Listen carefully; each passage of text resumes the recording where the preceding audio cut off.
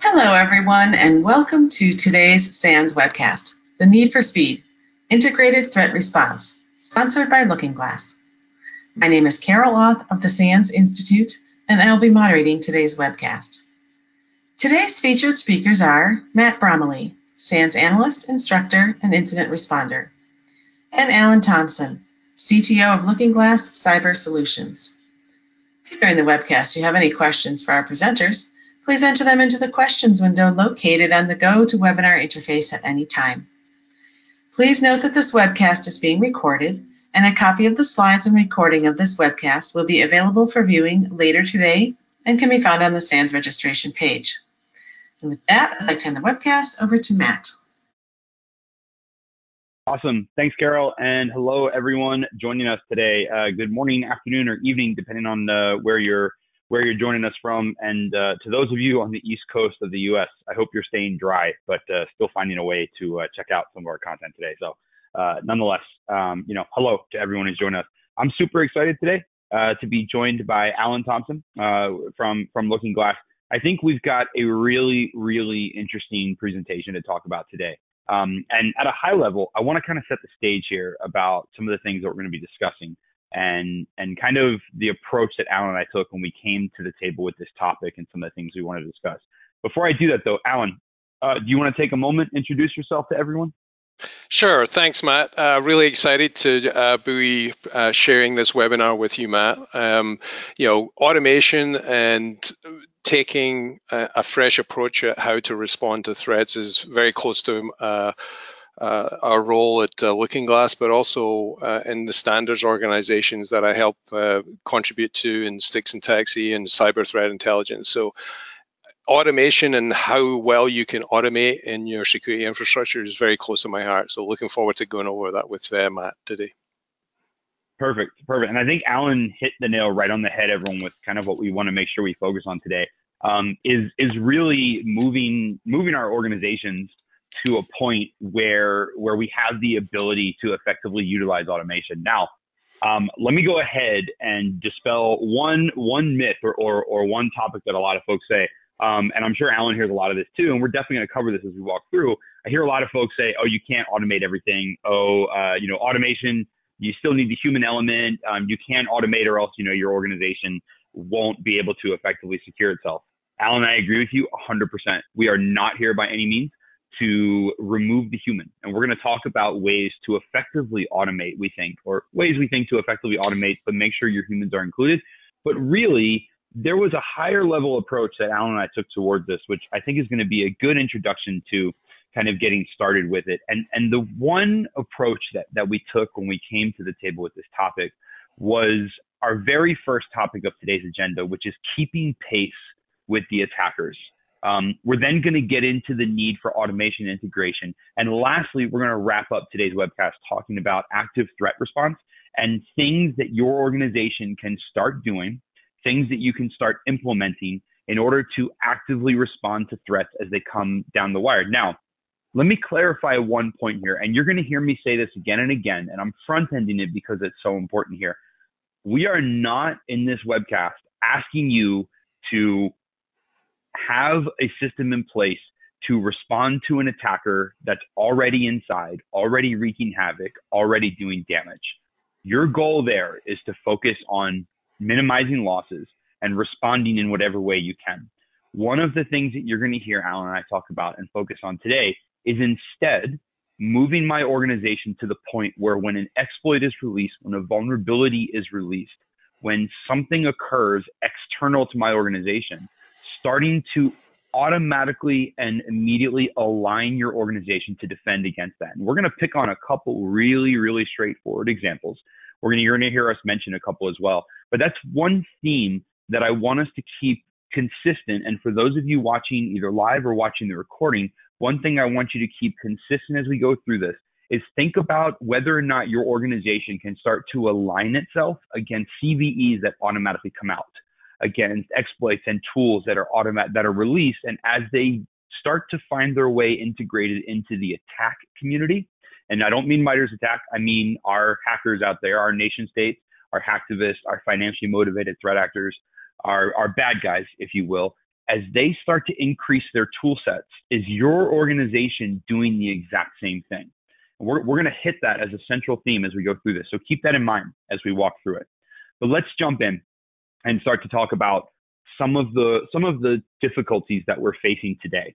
Now, this first section, I call this keeping pace with the attackers. And here's my overall approach here that I want you to think about for your organization. How quickly can and let's think about our attackers for a moment here.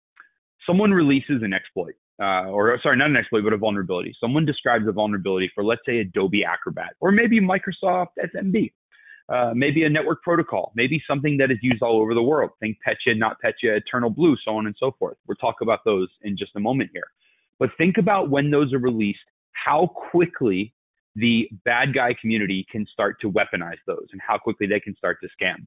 We had a brand new struts vulnerability released within the past 2 or 3 weeks, and it was weaponized and scanned within, I believe, hours, if not minutes, from a consideration there. Think about the level of effort that goes into the infrastructure behind weaponizing something so quickly and then taking it to the internet that fast. And that was one of the central themes that we thought about as we went through this, is our attackers can move really, really, really fast. Now, granted, it's a little bit easier for them. All they've got to do is take someone else's published code. They've got to weaponize that code, and they've got to turn it into an exploit that they can just throw into an engine that's already running, that's already scanning the internet. Our enterprises, our organizations, on the other hand, we're having to deal with much more difficult complexities. We got a couple of them highlighted here. Number one, and this is something that I see every single day as we go through, is multiple operating systems. And there's been quite a few SANS papers recently where we've discussed the complexities of having these multiple operating systems. And I'd say the past year or two is where we've really seen this grow in complexity. To give them all the credit, Apple has moved to a much more business-friendly platform. I know some folks who would wring my neck for saying that, but I will agree 100% that Apple now has a larger presence in the workforce. Linux servers, there's a lot more folks who are Linux capable. Let's go ahead and combine the first and last points here. Let's take that multiple operating system, and now let's throw everything into the cloud as well. And I know there's very few organizations listening today who are not doing some sort of operations in the cloud. We've got a workforce that is remote. We've got people who want to be able to work from anywhere in the globe, including in the air or on the water. They want to have the capability to do everything everywhere. And they also want to be able to do everything from multiple different types of devices, whether it's a laptop, whether it's an iPad, whether it's an Android, whether it's a phone, whether it's some sort of other platform. Our enterprises these days, they're not just as clear cut as it used to be. And that's one complexity that we've got to learn to navigate through and navigate with as we talk about integrated and automated threat response. So that's kind of point number one. The complexities are growing and we need to be wary of them. And I know those of you running their organizations, you're very aware of just how complex your organization is getting, and it's changing daily. So let's keep that in mind as we think about moving towards integrated threat response. And you're going to see me bring this up a little bit later on. Let's look, though, at the attacker side of things. So we know it's difficult for us. How easy is it for our attackers? Has security really helped us stop incidents in the past 18 to 24 months? I mean, have we implemented something or found something that has helped us actually stop these incidents as they come down the wire? Can we throw a 0% breach rate or a 0%, 100% efficacy on all of our tools? If you can, then awesome. But for most of us, we can't, because the moment you hit that 100% efficacy, someone comes out with a brand new vulnerability, with a brand new exploit. And we picked on an example here. And now I know most everyone knows that this example has grown in complexity and the story is absolutely amazing behind it. But we want to pick up on true attacker success. And we look at things like Petya and not Petya. And we're picking up on not Petya in this particular case. And I'm going to use the example of Maersk. Maersk, which we all know, suffered a significantly large sounds very, very small compared to what Maersk had to go through. But they essentially saw the entire company minus one domain controller in Ghana brought to its knees. How were the attackers able to do this? And this is one thing that I want to focus on, because a lot of folks say, oh yeah, not Petya took advantage of this particular exploit. But no one ever goes into the complexity behind, okay, they took advantage of an exploit, They took advantage of a particular exploit that Maersk was vulnerable to, but let's actually start to quantify the attacker infrastructure behind it. And I'm getting to, this is not a compliment to the attackers. I'm getting to a question for our security teams here. Is your security team thinking about automating every single step of the kill chain? Because your attackers are. They're automating from reconnaissance all the way to exploit or information destruction or whatever it may be. Whatever that final mission is, they're able to achieve such a high level of success. And look at what Maersk had to rebuild. 45,000 PCs, 4,000 servers, and 2,500 applications. The attack did not occur manually system by system. But unfortunately, sometimes we're asking incident responders, we're asking organizations to operate that way. So let me make it really clear and simple. Your attackers are operating at every step of the kill chain or at every technique inside of the attack matrix at a very highly automated and somewhat successful level. If we're not giving our incident response teams, if we're not giving our security teams the ability to also operate at automated stages at every phase or every technique, then we're handicapping them against the attackers right off the bat. Doesn't matter how successful you are. If you are not operating at somewhat of an automated level like your attackers are, you will never be as fast as them. So one of the things that Alan's going to talk about here in just a second is why on earth are we trying to play a game at attackers when they're in Ferrari sport cars and we're walking with one leg tied behind the other? Let's focus on instead leveling the playing field a little bit. And if I take away the NotPetya example, let's just talk about basic incident response. A majority of cases that I respond to, I see the same thing again and again and again. Attackers get into an organization, they harvest credentials, they set up C2, they deploy malware, they enumerate the environment, they do all sort of data manipulation, data deletion, data exfiltration activities, and it's done within seconds or minutes. If anyone here is in the financial services, or sorry, not financial services, but within the hospitality or retail sector, you're likely familiar with the Fin7 and the Carbon Acts of the world who have unleashed this massive credit card stealing campaign over the past 2 years. Everyone, those were done within minutes. Sometimes their ability to move through a network was scary. And if we're not asking our security teams to operate at the same speed, then, like I said, they're going to be handicapped right from the get-go. Alan, I'm going to hand it to you to talk really quickly about focusing on all the phases of the kill chain, not just the ones that, may hurt us the most. Sure, Matt. I think you've set up this conversation very well. I think the key thing here is that as you start to consider how to respond to a sophisticated adversary that is able to automate and use automation to their advantage, you as a defender need to start thinking about, well, where do I start? Where do I start in the kill chain, or where do I start to detect behaviors or particular traffic patterns, etc.? And the key point about this first tip is really that you can't just take it one step or one part of the kill chain, for example, just worrying about reconnaissance behavior, for example. You need to take it more holistically, because you may not actually detect reconnaissance at all. There may not be at least detectable active reconnaissance. There may be passive reconnaissance, in which case you may not be able to detect that first step. You may be able to detect it later on when delivery is attempted, either through spear phishing email, malware delivery, etc. So the key point is start to think about all of the aspects of what you need to consider, and where are the adversaries or the actors who are going to potentially target you, what are they coming after, and start to think about how you can detect more holistically and respond and ultimately slow them down and be able to achieve their objective. Matt? Yeah, perfect. Thanks, Alan. And I think that right there segues directly into what we want to see from a defender success perspective. And again, we're still thinking about keeping pace with our attackers here, but let's really high level here how we can make our defenders more successful. And quite frankly, one of the easiest ways to do it is to play the same game with the attackers. That's fine.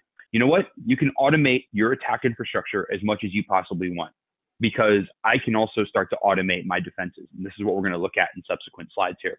But I can start to automate my defenses. And here's the thing. You can automate yourself as an attacker. You can automate yourself against the internet. That's easy. Scanning for vulnerable Apache servers, super simple. Scanning for known vulnerabilities, known protocols, super simple. But if I, as a defender, change the tables and I start to make the inside of my environment so complex, so automated, so defense-centric that that vulnerability doesn't really mean anything whatsoever, then all of a sudden, I start to lessen the risk of being subject to these. I start to be able to augment my patching a little bit better. I start to be able to have more confidence when vulnerabilities get released. And we're going to walk through some of these. But a couple high-level ways we can do this. Number one, we really need to start moving to a point. And some of you, I know, based on some conversations I had and some folks that I've met in the past few weeks, some of you are operating at this level, but we really want to make sure that your defenders are being armed with high-fidelity threat intelligence. We're going to talk about this as we go through. But quite frankly, if we're going to work on automating, if we're going to work on making our defenses a little bit faster and a little bit stronger, we're going to need to do so with high fidelity. That's going to be crucial. And I'll give you a really good example. And again, I'm kind of pitting attacker against defender here. Think about an attacker who's going after a recently known exploit. They can prop up a virtual machine or a server. They can test that exploit. And with 100% fidelity, they can say, if these configuration parameters are correct, then this exploit will work.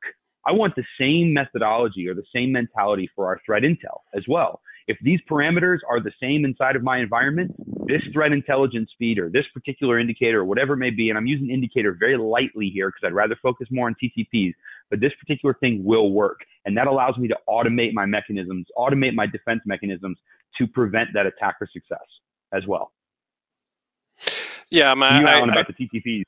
Yeah, I think one of the key things that you just touched on was around technical indication use. If you get from, say, an Intel provider or your own team's an IP address or a domain that you know is bad, then that may be something that you can act on. But a lot of the time, it's not 100% certain. There may be behaviors that IP address or that domain is providing that you're not exactly sure whether to completely block it or just to monitor it, or maybe you need to investigate more. So this second tip is really understanding more about what is involved in the TTPs. What is the behaviors? What is their objectives? Where are they trying to attack? Are they going after a specific type of vulnerability? Are they going after a specific asset in your environment?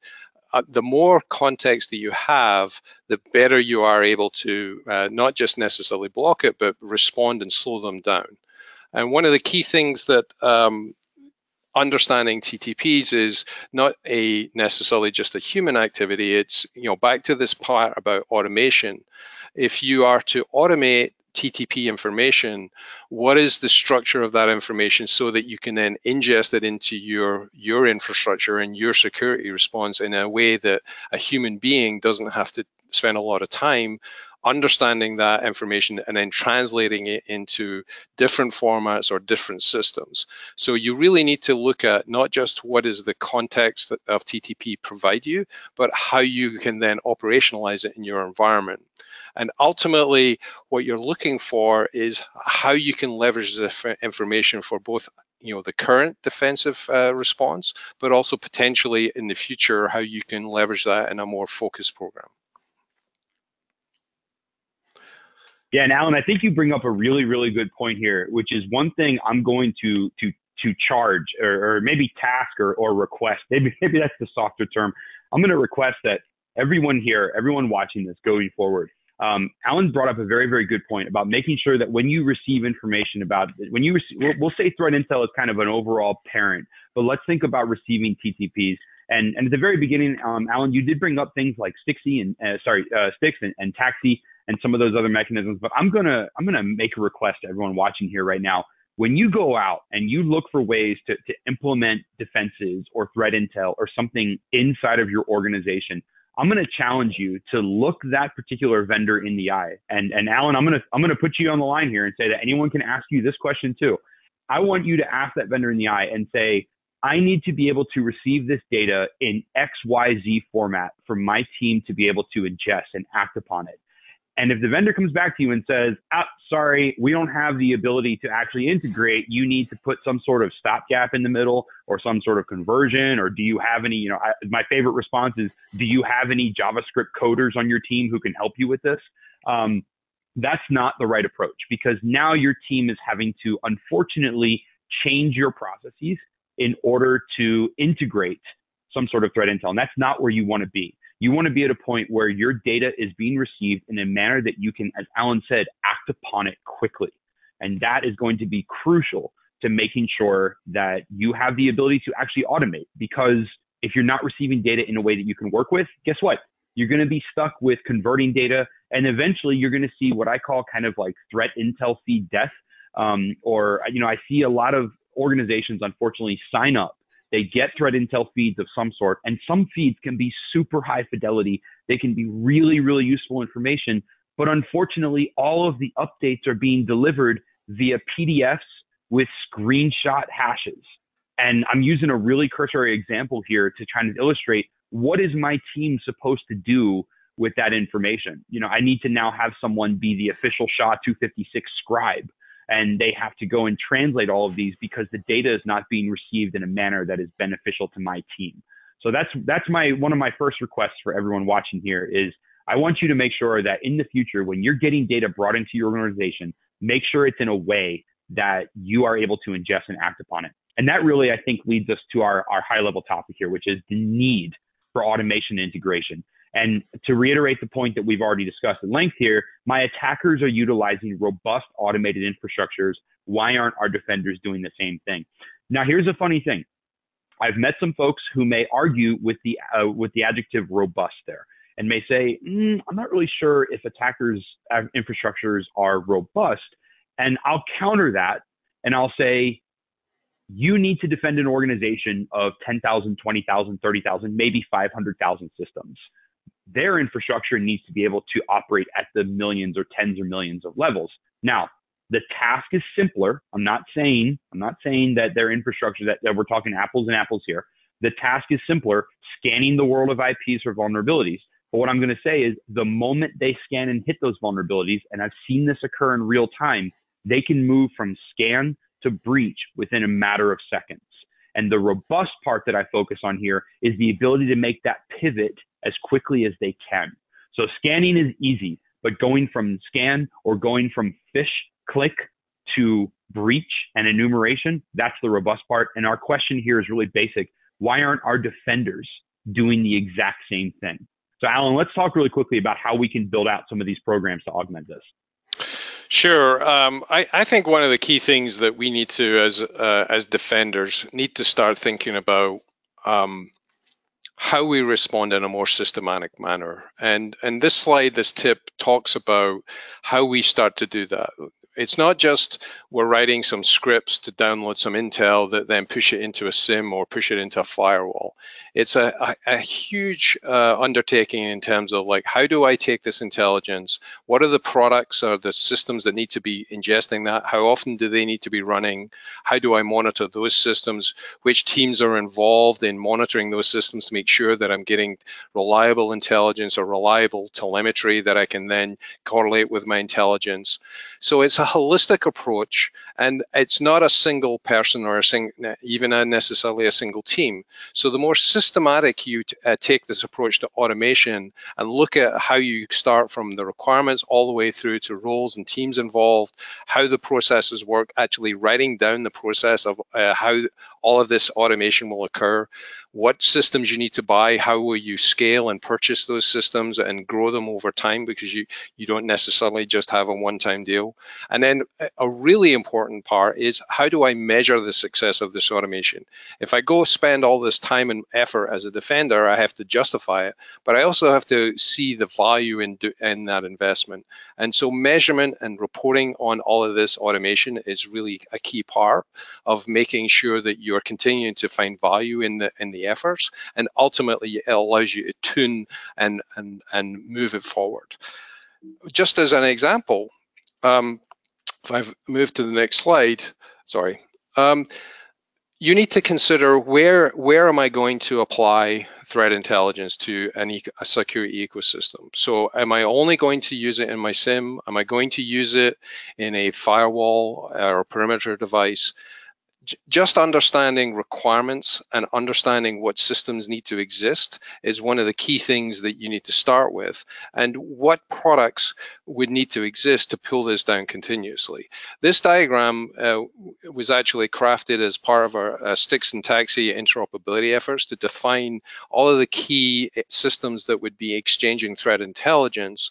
And if you consider this for your particular environment or your particular network, you should consider which systems in my security response capabilities are going to need to consume information. What format does that information need to be structured? What human analysts are involved or enriching the intelligence? And what are all the interfaces and the communication processes? So when you start to look at this holistically, it can potentially be very concerning that the amount of work involved. So structuring your efforts around requirements, focusing on specific systems, and taking this more holistic approach is really key to making it successful. And Alan, I think I'm actually going to go back. I think your mention here of taking a holistic approach is actually one of the more important things or important concepts that I see wrapped around the integration of threat intel. And a move towards integration and automation that unfortunately I work with a lot of organizations that don't take into account. And I'll give a really good example here. I see a lot of folks focus specifically on threat intel that is only applicable at the perimeter, or they'll focus on threat intel that is only applicable at the perimeter with a certain type of visibility and a certain type of ingestion feed. And I'm back to the concept of kind of data format and data ingestion, which you've hit upon here. Is I'm not ingesting the data in a way, or number one, let me refocus here. Number one, I'm not focused on a level of data that is integral to my entire holistic organization. I'm focused just at one point. So then then the question gets begged of, okay, let's say your feed fails at the perimeter and an attacker does get through. What are you doing to act upon the internal part of the organization? And that really, for me, is one of the lines between focusing on kind of an indicator feed versus a TTP feed and understanding what those things look like. The other side of it too is, if you notice, for anyone watching here, one of the top points of this, as Alan made, was how do we integrate with different types of feeds from a taxi or sticks perspective here. That's one format in which I can receive my data, but look at how I can take those feeds and integrate them through all of these different parts of my organization. That threat intelligence, I want it to push from the perimeter all the way down through the organization. And again, I want it in a format that I can pick out the pieces that I need. I want to take an external IP and I want to apply it to my externally facing devices. But I want the exploitation or the credential harvesting part of that external IP, and I want to apply that to the inside of my organization as well. So I think, Alan, hopefully to quote you correctly, holistically, I want to focus on threat intel that also gives me that holistic view as well. Would you say I'm right with that one, or have I gone too far? No, you're absolutely right. I think the cost of implementing a holistic approach, potentially could be large, but the benefits are even greater. I think if you're looking at being able to respond to somebody who's able to move very quickly, then introducing delay or introducing roadblocks to connecting all these systems together is not going to allow you to respond at the same speed that they are. And so the benefits are potentially huge if you actually are able to remove those roadblocks to automation and integration of intelligence. Exactly. And that's exactly, Alan, you hit the nail right on the head. Thank you. That's exactly the point I want to get to, is if you're focusing on just threat intel at the perimeter, or let me rephrase this. If you're not focused holistically, then you're going to spend every single incident that comes down the line. You're going to spend part of the time responding to an outdated feed. You're going to spend the other part of the time learning about the attacker as they're moving through. I want you to be armed with more information at the onset. And I want you to be using feeds that arm you with information at the onset as well. Now, I said earlier that we would call this out, and let me go ahead and talk really quickly about the need for integration and automation when it comes to my security teams and the people working those teams. And if you're on one of those teams, I am not trying to talk you out of a job, and neither is Alan. What we're trying to do is make your job easier and make your organizations more secure as well. And at this particular point, I think it's worth to discuss how exactly do I strike a balance between my humans and my automated tasks that my organization should be able to do for itself.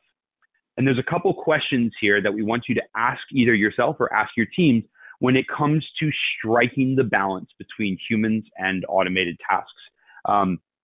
The first question that I think is worth focusing on when it comes to really, okay, what can I automate? All right, Matt and Alan, you've given me a webcast with all these ideas. How do I start going about and automating? Here's the first types of questions you need to be answering. Number one, is there anywhere inside of my security process, inside of my defense of my organization, that I can increase efficiency in? And I'll give you all a really, really easy, straightforward example that I see happen quite a lot.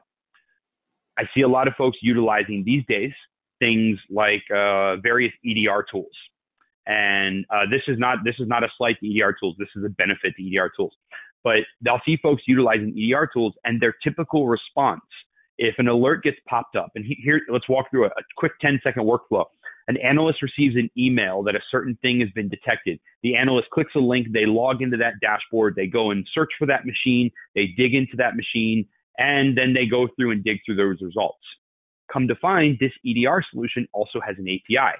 I could integrate into the API and I could get the answers that the analyst is looking for in a matter of milliseconds, as opposed to the analyst having to go through and work through all of these different tasks. That's a really easy way to automate something. So I'm not replacing the analyst, I'm making the analyst's job easier. Let's go to a more common example. How many people here, and if you raise your hand, I won't be able to see it, but how many people here have ever had to enter a firewall block or a port or open a port? Those are things that I might have the ability to automate, that I might have the ability to make a little bit easier. How quickly can you block port 3389 at your external firewall if it's not blocked already? Everyone, that should be a one-liner task at most.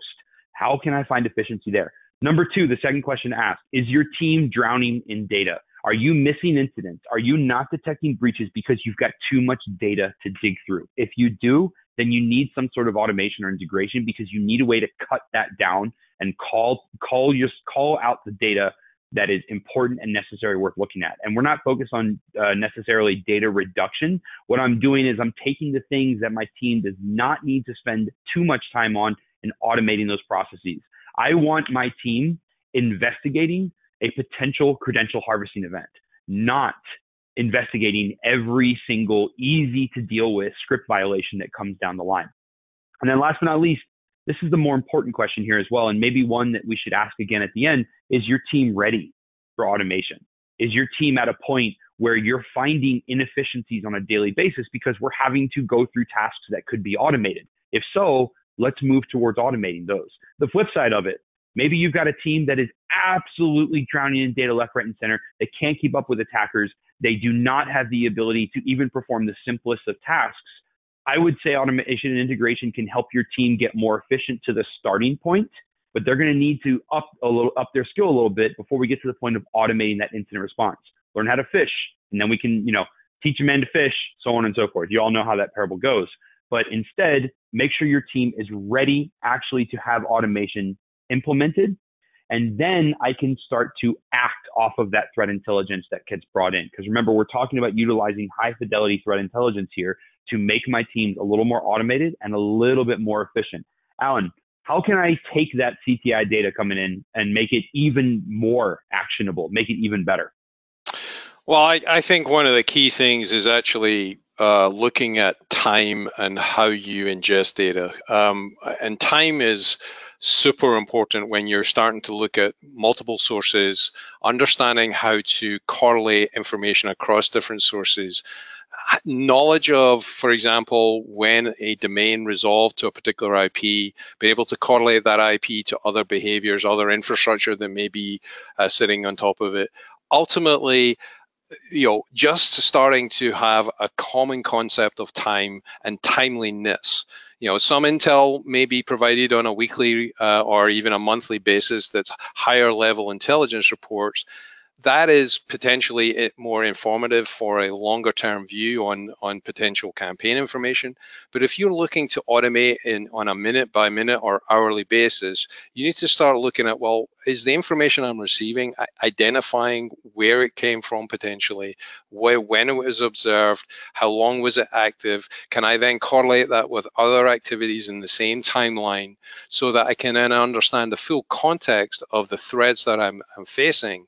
And that is a key thing that many people, when you start looking across these different intelligence sources or these other sources of information, it becomes a major burden on how you action the information. So timeliness, as well as understanding how to normalize that around time, is really critical to then be able to action on, okay, I now see multiple sources at the same time in the same point of, the internet, for example, or the same sources of domains. They're all providing me this information that ultimately I can act on. Way more effective than if I have no basis of time, and that becomes a really effective tool. Yeah, Alan, I think you're 100% correct there. And as we continue to walk through this, I'm looking at some of the high-level pain points that I just walked through and identified here. And I think you gave us a really good food for thought about how to deal with these three high-level problems. So when I talk about increasing efficiency, I've already focused on asking organizations, is the task something repetitive? Is it programmable? How long does it take a human? But I think you hit that third bullet point really well, which is, do I need any external input for the task?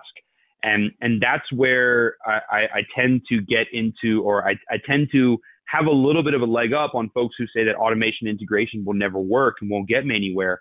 I tend to say, well, if I enrich that data, if I overlay something that gives you more confidence, does that make it a little bit easier to accept automation? And typically it does. And I think that's exactly what you walked through there, is if I enrich something and I consider the things around that particular activity or around that particular TTP or indicator, all of a sudden I have the fidelity that I need and I have the confidence score that I need in order to actually make this thing happen. So we can find increased efficiency with that timeliness and with that indicator enrichment. Let's talk about drowning in data really quick. And again, we take the sheer amount of data that we're having to deal with. And I know some of you folks right now probably are looking at various dashboards that just have way too much going on inside of it. If I couple that with the complexities we talked about earlier, I'm then getting to a point where, okay, I've got a lot of data here, but then it begs the question, and Alan, this is where I bring in your CTI enrichment, which is, am I actually cataloging, correlating, and acting upon that particular piece of data? And I'll give you an example from a CTI perspective. If someone tells me that there's a particular attacker out there who is taking advantage of an exploit or taking advantage of a web application that I know I have, I want context, such as where are they coming from? How are they exploiting it? What does that traffic look like? And then also from a defense perspective, how many servers do I have that are running that web application? Do I have those logs ingested? Can I correlate those IPs? Can I correlate that activity? And again, to your point of timeliness, if I am correlating all of this activity together and coupling it with that external threat intel, then it gives me something really super powerful to act upon as well. Let's take a look really quick at, again, the relevancy of all this. Yeah, I ultimately, when you look at the broad information that's available on the internet, both primarily internet, but also internally, you start to wonder, where do I start? Do I just look at one specific type of information? Do I look at one specific source? And that really is driven based on back to the requirements of what are you looking to understand. And if you're trying to, for example, use intelligence to identify stolen information that has copyright information on the internet, for example, that may be you want to look at, well, what sources would actually be able to provide that information about my content being posted online. What feeds or what intelligence do I need to gather, and where do I need to gather them from to be able to see that perspective? Because I clearly care about my data being stolen and posted online. But that's just one example of where a requirements-driven approach to what you specifically care about, and then looking at what are the sources providing that information, how often are they providing it, how accurate are they in terms of both timeliness as well as coverage on the internet, and are they able to then provide it to me in a format that ultimately I can automate to then either take those stolen data pieces down, or automate the capability so that it's fully automated all the way from identification of copyrighted information all the way to being taken down in a fully supervised but automated manner. There's a lot of details in what I just said, but it all starts from the requirements of what you care about.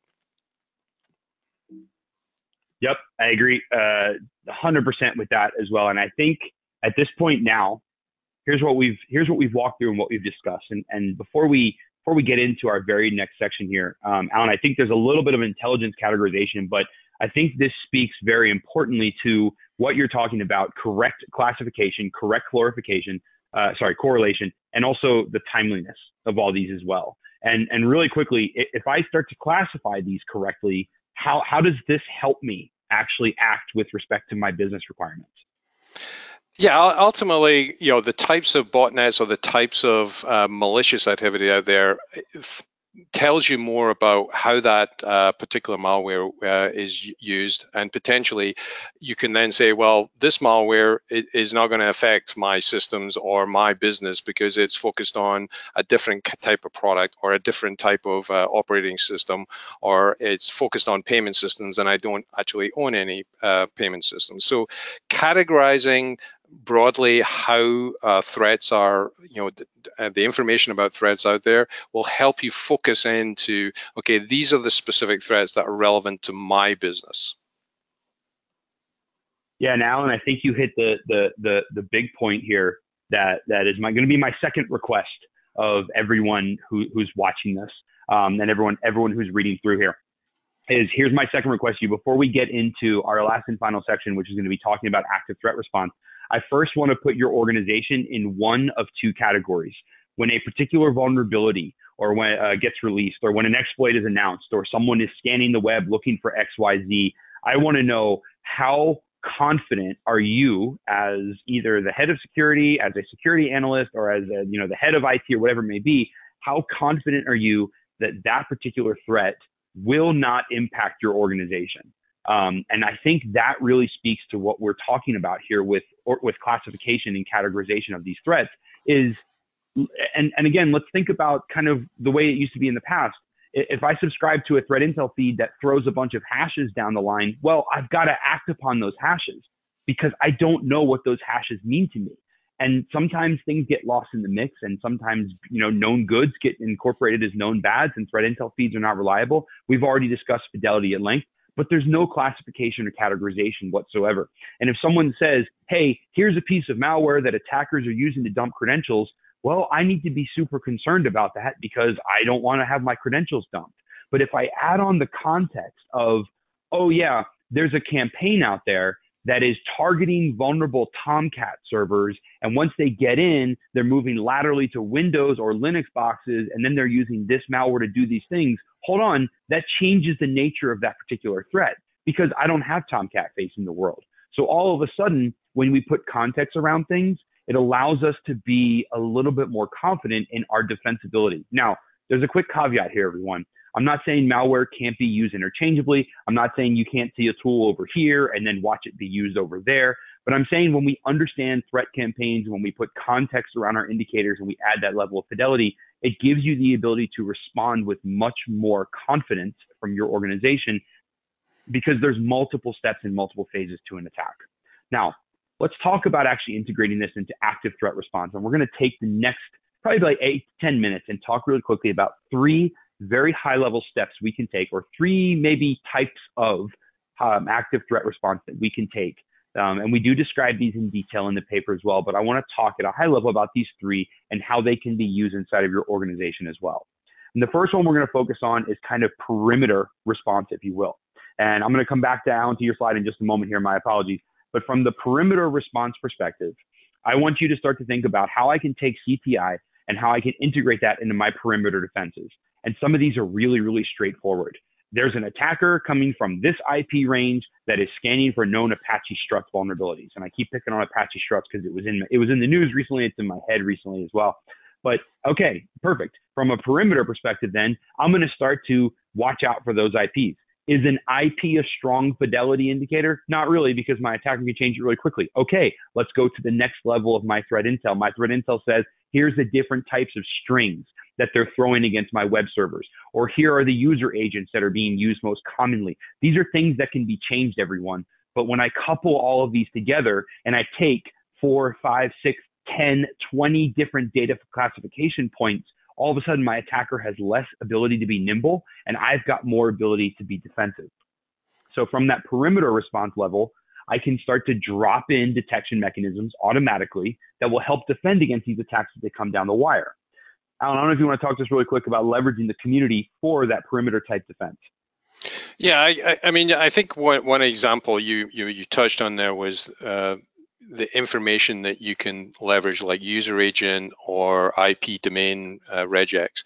Imagine if you had one organization that has identified a user agent string that is definitely associated with malware. But imagine that they provide that user agent in a particular format that your downstream systems are not able to actually consume. So you may even support some standard mechanisms, but you need to look beyond that and look at, well, how do we actually make sure that the information that is identifying, for example, that user agent is able to be consumed and actually is verified and works, and it doesn't just fall on the floor. So this tip is about the fact that you need to look into the information, how it integrates, and actually prove through interoperable solutions, and that should not fall upon you as maybe a defender. There should, you should look at external organizations that are focused on testing and verifying how systems integrate at a CTI level. I'll make a call out for Oasis standards body that's introducing an interoperability called the STIX Preferred program, where we're actually interoperating and verifying interoperability between systems that are sharing threat intelligence and going beyond a basic level of, yes, I support a basic protocol. We're looking at how the information is normalized. We're looking at how it's consumed by these various systems. And that will save a lot of time when you start looking at systems to be able to consume intelligence as well as operationalize it in the environment. Yep, agree 100%. And at the perimeter there, I think what Alan's focusing on here is that my attackers, the attackers must cross the perimeter at some point, and the entry vectors may remain consistent. And if I have automation and I've got that fidelity and I've got an ingestible and an operable format, then my attackers may find less success getting into my network. So that is kind of mechanism number one, if you will. Alan, I think this is actually an overlay of the same picture before, but if we start to increase at the perimeter, I don't know, it feels like, and I'm going to call out the title here, it feels like we're increasing the cost on the adversary because now their known tactics, their known mechanisms don't work as effectively as they thought they would. Exactly. So I think one of the key things here is that if you can actually delay their advance through that kill chain progress, if you can confuse them as to what they're looking at or respond in ways that they're not expecting, sometimes it's called deception, sometimes you maybe call it camouflage. But the key thing here is that we need to go beyond simple blocking, because if an adversary knows, okay, I tried this and they detected it because I see that it's blocked, then they go to the next step in their playbook, and a lot of those playbooks that they have are fully automated. So if we can actually respond in ways that actually disrupts them stepping through their playbook and ultimately succeeding, the more time they will spend, and hopefully that will actually either slow or stop them and they'll go somewhere else, or if they really are determined, they're going to have to spend a lot more human capital figuring out, okay, what am I really seeing? How is the network or the systems that I'm connecting to really providing me information about the environment I'm in. The more that we do to automate and confuse the adversary, the more they are likely to not succeed.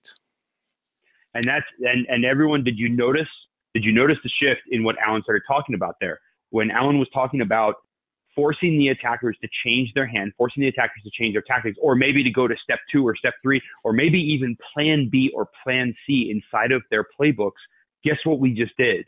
We just threw them off of the automated path.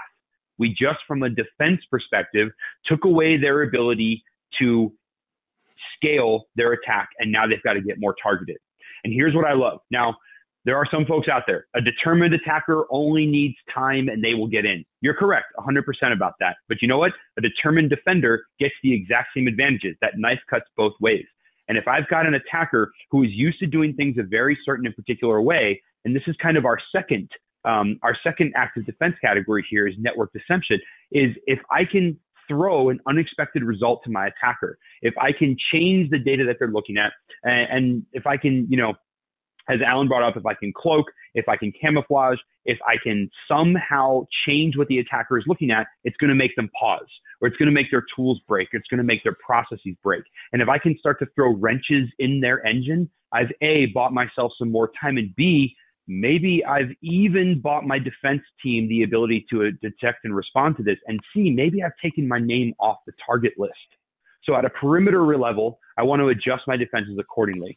From a network deception level, I want to change the way the attacker would interact with any part of my organization. So that way I disrupt their processes.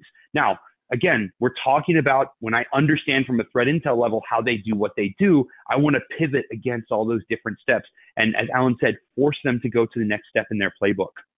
And then lastly, I also want to think and focus about host-based active response as well.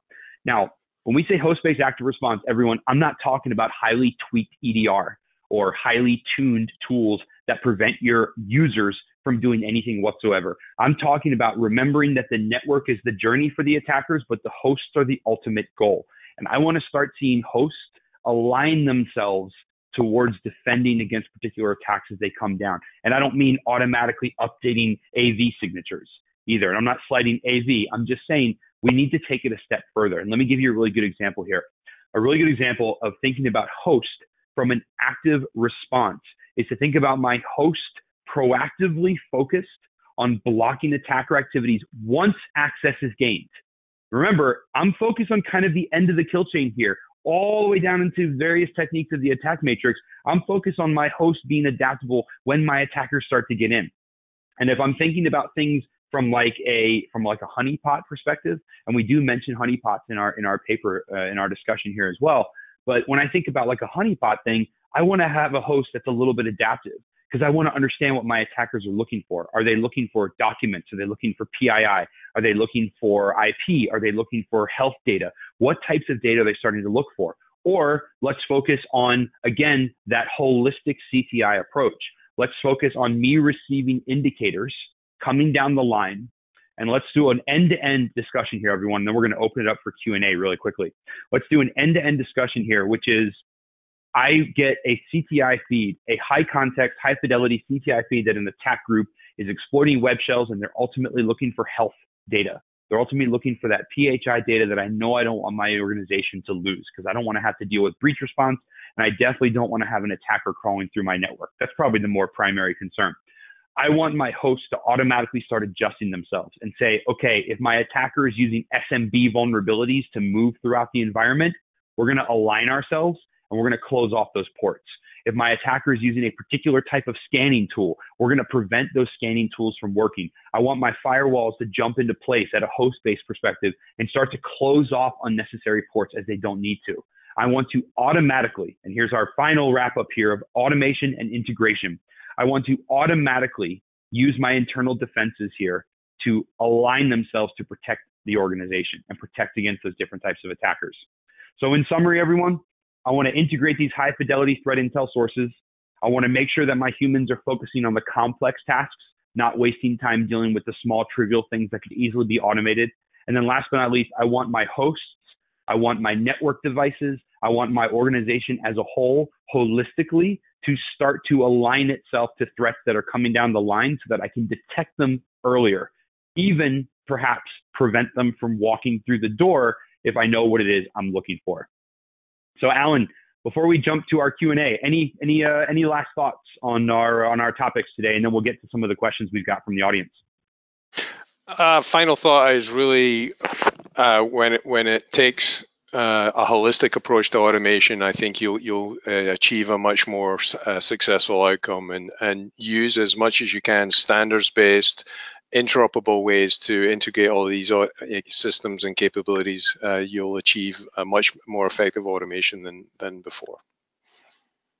Awesome. All right, Carol, over to you for questions we've got. We've got a little bit of time left, I think. All right, we do have some questions ready for the Q&A. However, if anyone has a question for our presenters, please enter it into the questions window now. Our first question is, what are some of the investments in security tools that you've seen as complementary to TI program? Alan, I'll let you take that one first. Sure. So, I mean, ultimately, it's how can you, if I rephrase the question, it's like, how can I operationalize threat intelligence in my environment? So, there are SIM products out there that can ingest some intelligence, but ultimately, as an example, a SIM, if you literally consume so much intelligence that overcomes that SIM or the human beings who are looking at the SIM, that's not very helpful. So you need to look at tools or capabilities that potentially complement and ingest your intelligence in ways and reduce the amount of intelligence that ultimately then is fed into a SIM. So look at tools that potentially can analyze and understand intelligence specifically to your requirements, and then identify the key things that then pop into a SIM. So that could be a tip, or it could be some big data system that is able to ingest and then correlate and reduce the data into a reduced set of data that's fed into the SIM. But the key thing is that, back to the point about drowning in data, we need to automate data ingestion for sure, but we need to look at ways to reduce the data into action and actionable data that can then be fed into other security infrastructures. Matt, what do you think? Yeah, no, I agree with you, and I'm actually going to turn this question or my answer into a little bit of a math game here. The original question was what types of investment have we seen? One specific investment, I'm thinking monetary here, that I've seen in the past 9 months with an organization that I worked with. And if they're watching, they know exactly who they are. They actually, when building out and integrating their threat intel program, they actually didn't go with the lowest cost vendor. They went with a vendor that was a little bit higher cost, but it gave them data that they could action on immediately. So when I think of investment, I think of kind of that initial outlay. And, they were really faced with two options. We could go with a feed that is a lower cost, but does not give us interoperability and actionability immediately, and then hire a developer and make that happen. Or we could go with a feed that complemented us personally. So from an investment perspective, they went for the higher cost, but their team was actioning on data within hours. And for me, it was a little bit more of an investment for them, but the turnaround was so immediate that it paid for itself almost immediately. So when I think investment, I turned it into a math game, and hopefully that helps answer the question. All right, thank you both. We currently have a lot of intelligence, but the false positive rate is killing us. Any suggestions on our intelligence program to reduce the false positive rate, particularly when we apply the intelligence to our network security infrastructure? Yeah, so this is something that I see quite often. Is I see a lot of feeds and of course a lot of false positives. So I usually take a parallel approach here. So number one, and again, without knowing the organization personally or specifically, when you say a lot of false positives, I'm curious to know how you're classifying those false positives. And let me be somewhat more specific here. Sometimes I see, a Google IP comes through the threat intel feed, and that Google IP gets blocked, and then that gets considered a false positive. That's kind of number one. I've also seen some organizations say a false positive is defending against a threat that doesn't impact us whatsoever. So let's be careful about, how we classify these. So number one, when you classify false positives, if it's something on your end that you can clarify and kind of put maybe a little bit, wrap a little bit of self-fidelity around your rules and just say, hey, I'm going to enrich all of these with a who is lookup or with an ASN verification or something like that. That's one way to go about it. The other parallel task that I'll say is if you have a lot of false positives coming down the line and it's a threat intel feed that you're paying for, then I would also say go back to the vendor. And this is a very tough discussion for some organizations to have, and it's equally a tough discussion for some vendors to have. But if you're getting a lot of false positives because your vendor simply is not vetting the data, or they're simply not passing good fidelity data down to you, I would take it back to them and I would say, hey, what you're sending me is crap. Why aren't you guys vetting this more? This isn't really what I wanted to pay for. And within the limited amount of time, my short two answers here are, and I'll hand it to Alan for his thoughts as well, but my short two answers are: number one, if you're seeing a lot on your side, see if there's a little bit of enrichment or classification you can do to help you remove those. So don't accept this data raw, enrich it and see if that helps you get rid of them. And then the other angle is, feel free to go to the vendor and be like, hey, this is junk, man. I can't operate off this. Therefore, I'm not interested in having it anymore. And rapid success ratio, to Alan's point earlier, measuring success. If you've got a threat intel feed that you're paying, let's say $100,000 a month for, but you're only getting 1 or 2 actionable leads out of it, financially, is it worth it for you to invest in it? Or is it worth it for you to take that money and focus more on integrating the feeds that give you a much higher detection ratio? So Alan, I don't know if there's anything you want to add to that. Yeah, I think it was a great answer. I would only add that that monitoring part, if you can monitor when something occurs in your environment, then you should be monitoring, for example, if you apply a rule to your security infrastructure that stops a legitimate business application working. So don't just consider feedback on intelligence in terms of block. Consider it also on what are the critical business applications, and feeding that into your intelligence program as well, so that hey, I have a business critical application and the statistics indicates that it has been impacted by something that intelligence potentially impacted, and knowing that correlation with your business intelligence with your threat intelligence is going to be critical to making sure you reduce false positives. All right, well, that's all the time we have for today. Thank you so much, Matt and Alan, for your great presentation, and to LookingGlass for sponsoring this webcast, which helps bring this content to the SANS community. To our audience, we greatly appreciate you listening in.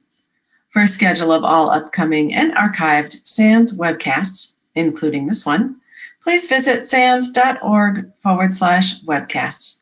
Until next time, take care, and we hope to have you back again for the next SANS webcast.